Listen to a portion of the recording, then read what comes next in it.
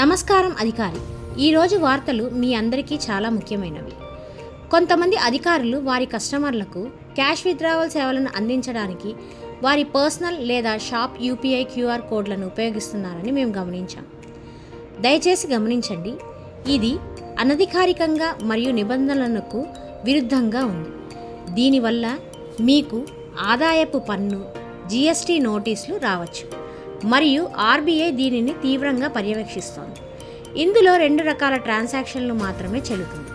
మొదటిది peer to peer, అంటే ఒక వ్యక్తి నుంచి మరో వ్యక్తికి పంపడం లేదా అందుకోవడం, లేదా పీర్ టు పీర్ అంటే కుటుంబ సభ్యులు మరియు స్నేహితులతో యూపీఐ క్యూఆర్ కోడ్ లేదా మొబైల్ నంబర్ ద్వారా డబ్బు పంపడం లేదా అందుకోవడం. రెండవది P2M, అంటే ఒక వ్యక్తి నుండి ఒక వ్యాపారికి పంపడం లేదా అందుకోవడం. ఈ రకమైన ట్రాన్సాక్షన్లలో ఒక కస్టమర్ వస్తువులు లేదా సేవలను కొనుగోలు చేసి మీ వ్యాపారి క్యూఆర్ కోడ్ ద్వారా పేమెంట్ చేయడం. మీ క్యూఆర్ కోడ్ ద్వారా క్యాష్ విత్డ్రావల్ సేవలను అందించడం అనుమతించబడదు.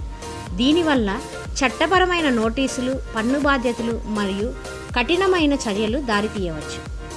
కాబట్టి మీ స్పైస్ మనీ వ్యాపారాన్ని సురక్షితంగా మరియు నిబంధనలకు అనుగుణంగా ఉండడానికి దయచేసి సరైన P2P మరియు P2M ట్రాన్సాక్షన్లు మాత్రమే ఉపయోగించండి. ఇంకా ఇక్కడ మీకోసం ఒక శుభవార్త ఉంది. స్పైస్ మనీ త్వరలో ఈ సమస్యకు సరైన పరిష్కారాన్ని అందించే కొత్త సేవను ప్రారంభించబోతోంది. ధన్యవాదములు.